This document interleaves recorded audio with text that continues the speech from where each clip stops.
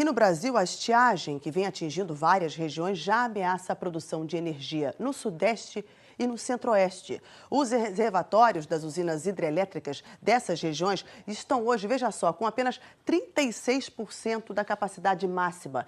Isso é pouco mais da metade da média, considerando o mês de julho dos últimos 15 anos. E essas usinas respondem por 60% de toda a energia produzida aqui no país.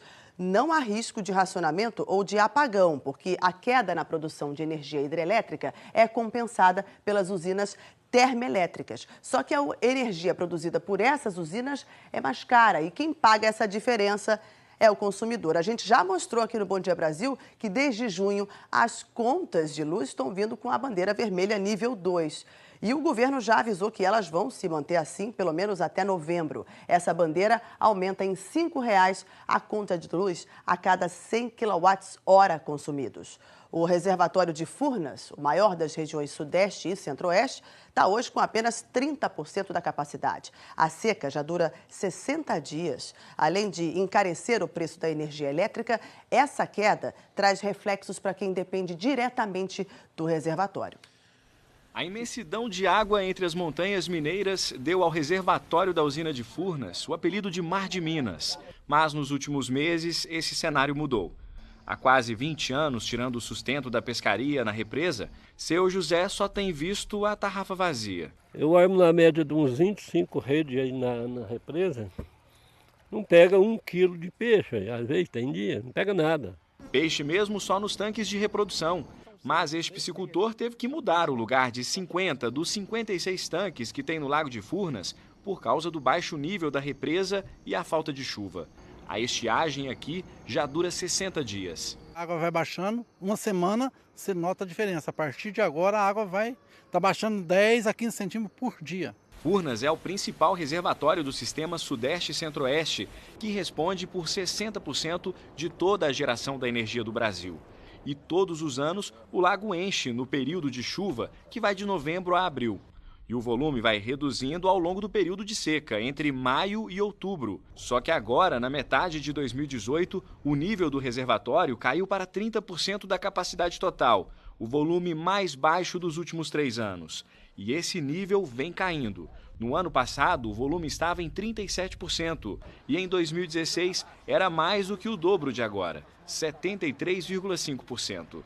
Quem já navega pela represa de Furnas há muito tempo consegue perceber bem a queda no nível de 2017 para 2018. O Paulo já tem experiência nessa área. Paulo, essa lateral que a gente está vendo aqui foi tudo redução do nível? Isso, toda essa margem que a gente consegue ver, ela é o nível do reservatório que ele chega na época de cheia.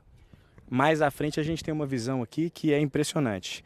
Onde antes só havia água, a gente já começa a ver uma vegetação, já está aparecendo a vegetação. Isso são algas que vão crescendo, né, devido ao baixo nível, tá? E elas vão tomando conta da represa. Esse é o reservatório de Furnas, que fica no Rio Grande do Sul de Minas Gerais, mas reservatórios de São Paulo e de Goiás também estão baixando e já alerta para risco de desabastecimento de água para os moradores. Vamos falar em São Paulo com a Glória Vanik, porque tem racionamento de água e multa para desperdício já em cidades do interior de São Paulo. Né, Glória? Bom dia. Bom dia, Chico, Mariana, bom dia para todo mundo. Pois é, Chico, um desses municípios é Marília, no Centro-Oeste paulista. Por lá, o racionamento já dura mais de um mês. A situação aqui em São Paulo também é preocupante, viu? A empresa que cuida do fornecimento de água nega uma crise hídrica, mas o nível dos principais reservatórios cai dia após dia. Por enquanto, é só um alerta. Vamos juntos passar pelo período de estiagem, não desperdiçando água. O risco de desabastecimento é visível em São Pedro, interior de São Paulo. Já são 120 dias sem uma chuva volumosa. Em alguns pontos do Ribeirão, que é usado na captação, só se vê um fio de água. E o lago, aos poucos, vai secando. Entre maio e junho desse ano, choveu na cidade 93% menos do que no mesmo período do ano passado. Que eu nunca vi ela chegar nesse ponto que chegou agora. A gente fica muito triste, né? Em Marília, no Centro-Oeste paulista, já falta água em alguns pontos nos horários de pico de consumo. O nível do principal rio que abastece a cidade não chega a meio metro. O comércio já sofre o impacto da falta de água em Santa Cruz das Palmeiras, também no interior de São Paulo. Tem muita poeira, né? Aqui é complicado ficar sem água, viu? O racionamento já dura quase um mês. Todos os dias, das 8 da manhã às 4 da tarde, não tem água. Lavar o quintal só aos sábados. Quem desrespeitar essa determinação paga multa de um salário mínimo. É que 2 dos 3 reservatórios que abastecem o município estão abaixo da média. A estiagem também prejudica municípios em Goiás. A empresa de saneamento do estado admite que há risco de desabastecimento em 67 cidades. No fim de junho, a bacia do Meia Ponte, que abastece Goiânia e a região metropolitana, operava com quase metade da vazão normal. Para essa ambientalista, o desmatamento é uma das causas da seca. No curto prazo, sem floresta, não tem como reter a água da chuva no solo. O lençol freático ele não consegue ser recarregado, ocorre erosão dos rios, do solo, e esse sistema ele acaba sendo colapsado no médio e longo prazo, ele não se sustenta. São Paulo também enfrenta uma estiagem severa. Já são quase 100 dias praticamente sem chuva. A Sabesp, a Companhia de Água e Esgoto, diz que o pesadelo do racionamento de 3 anos atrás não vai se repetir agora. Mas o nível dos principais reservatórios que abastecem a região metropolitana cai dia após dia. A situação é mais grave no sistema Cantareira, que opera com pouco mais de 40% da capacidade e abastece 7 milhões de pessoas, 2 milhões a menos do que na crise hídrica de 2015. Além de reduzir a dependência do Cantareira, obras feitas depois da crise permitem que um reservatório com mais água mande para outro que tenha menos.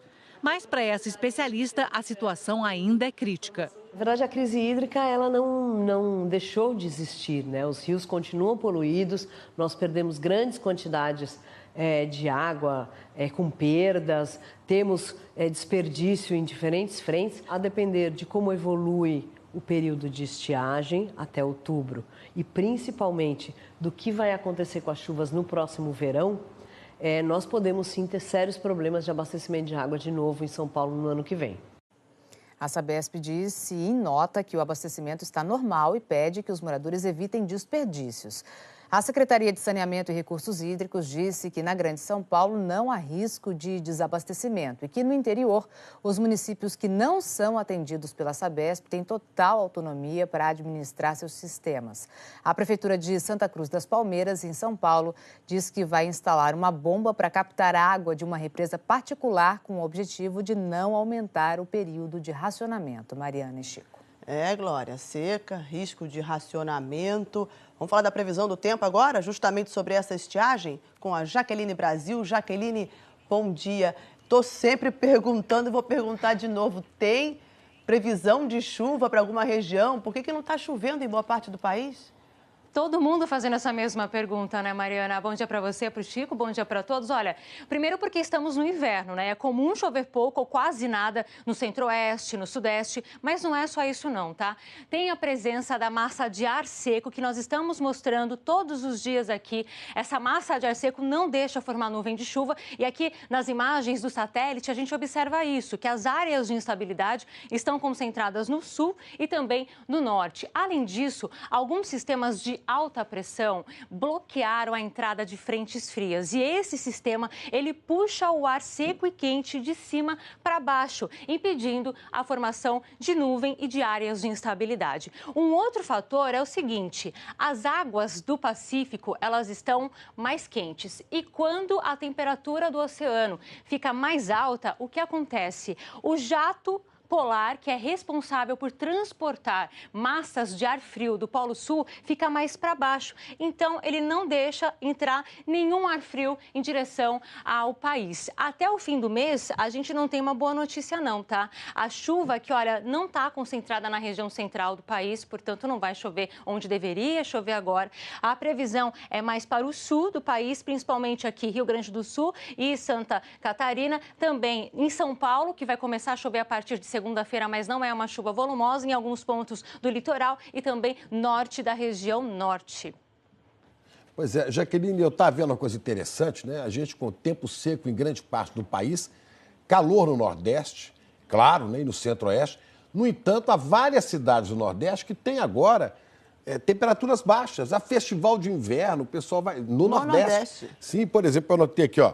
Bananeiras e Areia, na Paraíba. Tem festival de inverno, até Gravatá, Garanhuns, em Pernambuco.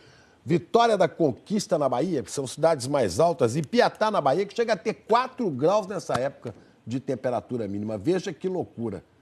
O contraste, né, Chico? Pois o contraste porque, ao mesmo tempo que no interior, no sertão, o tempo continua muito seco, em alguns pontos, como no litoral nordestino, está chovendo. Então, é normal que a temperatura caia mesmo, tá? A gente mostra aqui rapidamente para vocês exatamente isso aqui, olha. O amarelão está concentrado no miolo do país e onde chove é exatamente aqui, olha, no litoral nordestino, inclusive do Maranhão até o norte, é por causa da zona de convergência intertropical.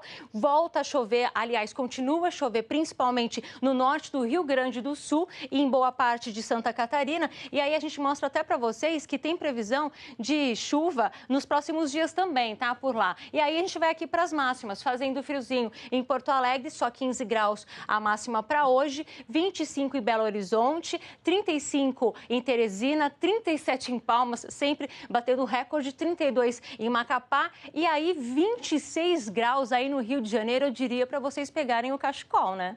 Você viu aí mapa mostrando o Nordeste com 35 graus e cidades também onde faz frio devido à altitude. Obrigado.